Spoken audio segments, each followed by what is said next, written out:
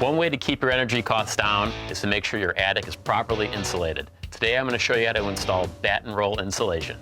Batt and roll insulation fits well between joist cavities and wall cavities in open spaces like the attic we have here, and it's a pretty common DIY project. Loose fill, the type of insulation that's blown in, is great for tight spaces. It's also great for topping off existing insulation. However, you're going to need a machine to install it. So the type of insulation you're going to use is up to you. One big thing to look at is the R value, which means resistance to heat flow. The higher the number, the higher the resistance. Now, depending on your climate or your region, you're going to want a higher or lower R value. So if you live in a colder climate, you're typically going to want to use a higher R value. Now you want to plan on having two layers, one in between the joists and one running perpendicular over the joists.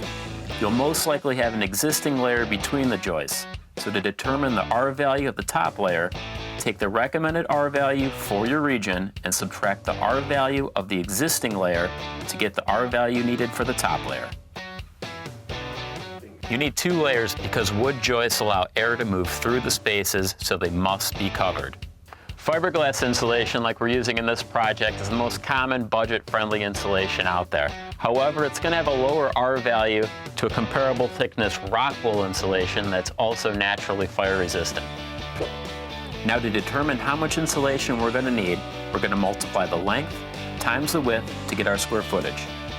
In our case, it's 40 feet times 25 feet to get 1,000 square feet.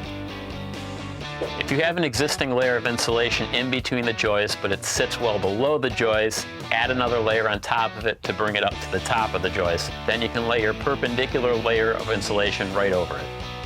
The bottom layer of fiberglass should have facing against the drywall, and the top layer should be unfazed so moisture doesn't collect. So when you're working with fiberglass insulation, you're going to want to wear some old clothes or even some disposable coveralls.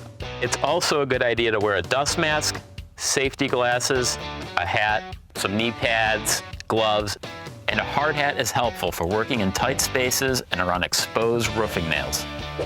Before installing, you'll need to prep your space. If you have existing insulation that's in bad shape, it's been compressed, or worse, has mold on it, remove it and replace it. Otherwise, you can install new insulation right on top. For roof damage, call a pro.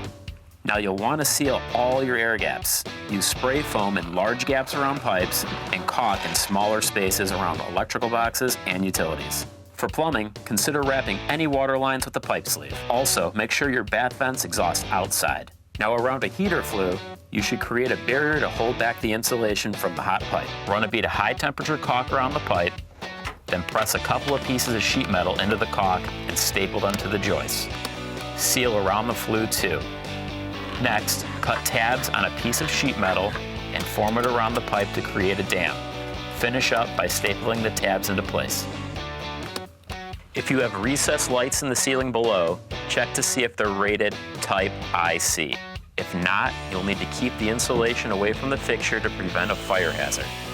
Build a box with drywall and screws to create a 3-inch space around the fixture, and use spray foam along the seams.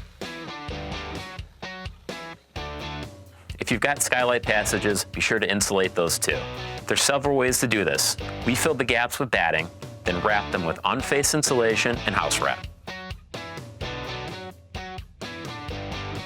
Here's an important step. Install rafter vents at your soffits. Just slide them into place and attach them with the staple gun.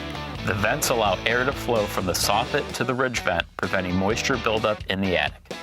Now, before laying down any insulation in your attic, it's a good idea to map out any lights or other utilities so you know where they're at in the future. Here's a tip. Instead of trying to balance on your joists, use a small piece of plywood as a work surface. Now, we still want to use our attic for storage, but since we're adding a second layer of insulation, we're going to have to raise the floor up. Now, we're going to build a framework by taking our 2x6s and laying them perpendicular over the existing joists and then screwing the whole thing together. We're then going to screw the entire framework to the existing joists, fill the middle with insulation, and then put our sheet of plywood on top of that. For the second layer, stuff small pieces of unfazed insulation in the tight spaces where the roof meets the ceiling joists. Then roll the unfazed insulation over the joists, keeping the seams tight together. Just lay the insulation in place. Don't compact it. Continue installing throughout your attic. To trim the insulation, measure, and cut with the utility knife and straight edge. Almost finished.